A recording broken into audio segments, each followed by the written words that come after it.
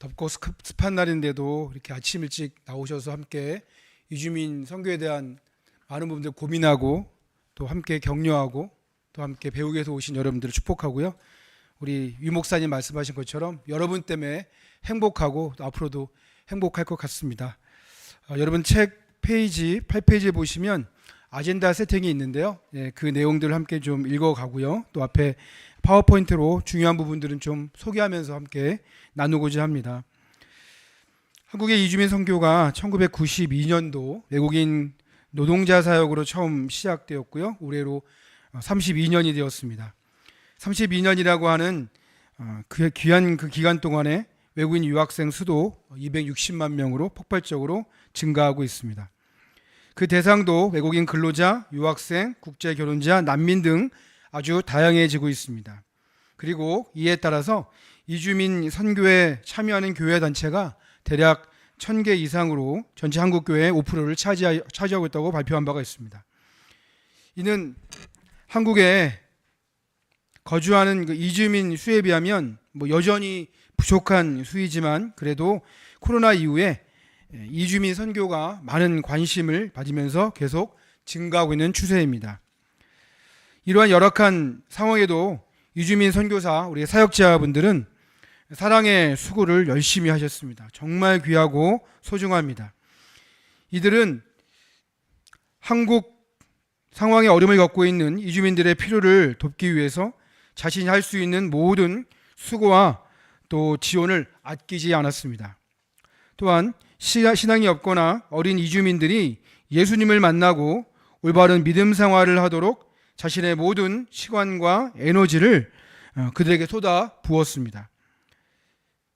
함께 신앙생활하다가 귀국한 이주민들이 본국에서 신앙생활을 잘 하고 또 자국 백성에게 선한 영향을 미치도록 신방하면서 계속 관계를 이어나가셨습니다. 이렇게 사역자들은 한 사람 한 사람 이주민들이 하나님의 백성이 되어서 살아가도록 자신의 시간과 물질을 물론 전 세계를 통째로 들으셨습니다. 하지만 아쉽게도 많은 교회와 성도님들은 이것은 선교가 아니라 좋은 일을 하는 봉사라고, 그리고 국내에서 하는 일이기 때문에 선교가 아니고 선교사가 아니라고 말하기도 했습니다. 이주민 사역자들은 이렇게 인정받지 못하는 슬프고 안타까운 상황과 또 그런 소외에도 이들을 주님이 주신 귀한 소명이고 또 이들을 섬기기 위해서 묵묵히 사역해 오셨습니다. 그렇게 이주민 사역자들은 이름도 없이 빛도 없이 이주민들의 벗이 되었고 가족이 되었고 교회가 되어서 그들이 하나님의 백성이 되도록 사랑의 수고를 아끼지 아니하셨습니다. 그렇게 말할 수 없는 아픔과 수고의 눈물이 아름다운 열매가 되었고 그 열매를 제17회 국제이주자 선교 포럼에서 저희가 좀 소개하고 나누고자 합니다. 이것은 우리의 자랑이 아닙니다. 하나님이 얼마나 이주민들을 사랑하시고 또 이들을 통해서 그 나라와 백성들을 구원하고자 하는지 주님의 간절한 마음을 알고 싶습니다. 그리고 이주민 사역자들이 그렇게 헌신하고 수고한 이유가 바로 이들의 구원과 변화를 위해서일 거라고 저는 확신합니다. 그러므로 회심한 이주민들의 간증은 이주민 사역자와 한국교회의 큰 격려가 됩니다. 이와 함께 우리는 회심한 이주민들의 신앙 고백을 통해서 흥미로운 어떤 공통점을 몇 개 발견할 수가 있는데요. 그것은 앞으로 이주민 사역자와 한국교회가 계속 생각하면서 준비해야 될 부분이라고 생각이 됩니다.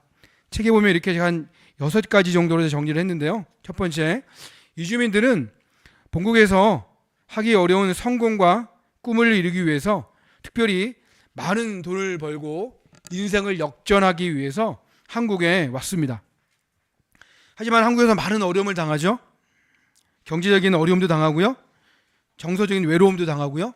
한국어가 부족해서 소통의 어려움 때문에 많은 불이익을 당하기도 합니다.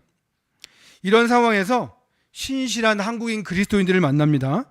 그들은 선교사님이고 또 교회의 장로님이고 집사님이고 교수님이고 이런 귀한 분들을 통해서 이주민들은 많은 도움을 받게 되고 또 교회에 출석하는 기회도 얻게 됩니다.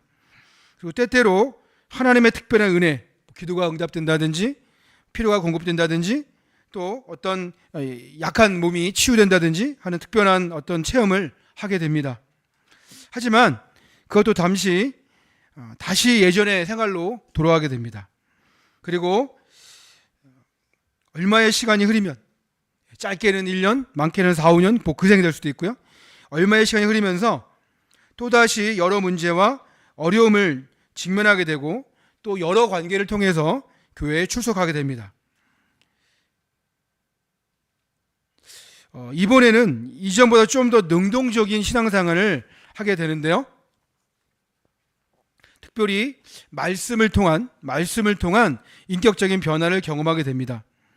이주민들의 변화와 또 그 변화의 증거는 죄에 대한 통렬한 회개 그리고 삶의 우선순위와 가치관이 변화되는 것입니다.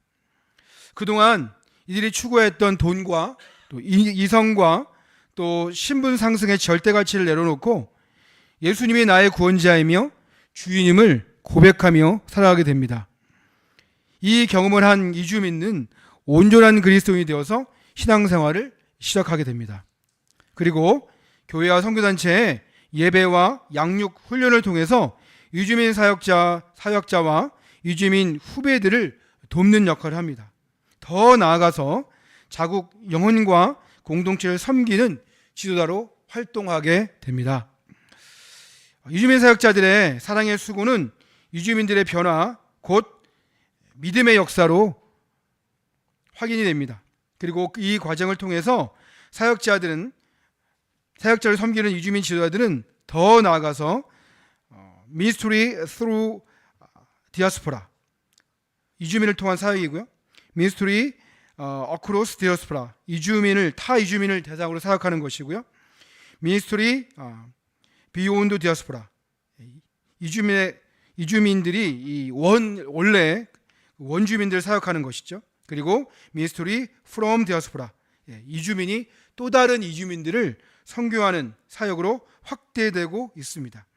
이렇게 이주민 선교는 주님을 알지 못했던 영적 이주민, 이방인들이 이제 주님을 믿은 것뿐 아니라 그 주님을 전하는 이주민 사역자, 우리의 동역자로 계속 관계를 넓혀가고 또 넘어가기를 기대해 봅니다.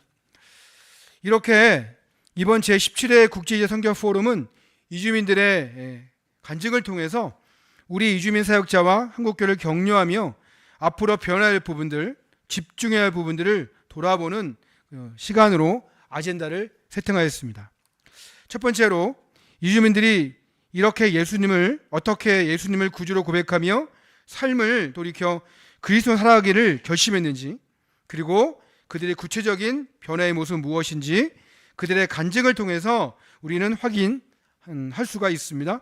바라기는 이들의 회심과 변화를 주목하여서 앞으로 이주민 사역의 중요한 전략이 되기를 바랍니다.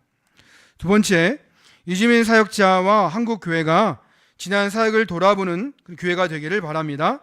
우리는 이주민의 변화를 통해 어떻게 사역하고 있는지, 우리의 사역의 우리의 목표와 목적지는 무엇인지, 또 그것을 달성하기 위해서 어떤 노력을 하고 있는지를 다시 확인하고 또 필요하다면 재정립하는 교회가 되기를 바랍니다.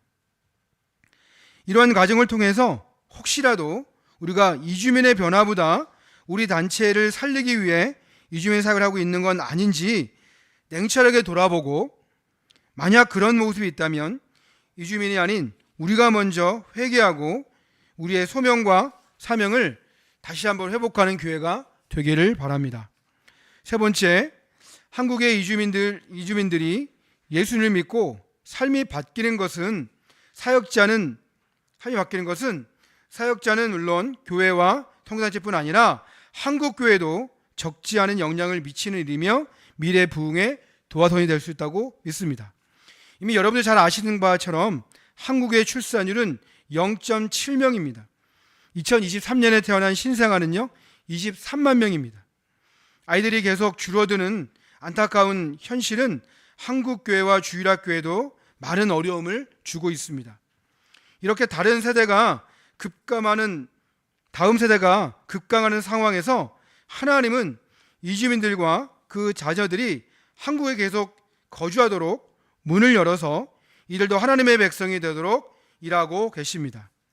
이들은 한국교회의 미래 부흥의 씨앗이 될 수 있기 때문에 우리는 이들이 한국에서 예수를 만나도록 계속 수고해야 할 것입니다.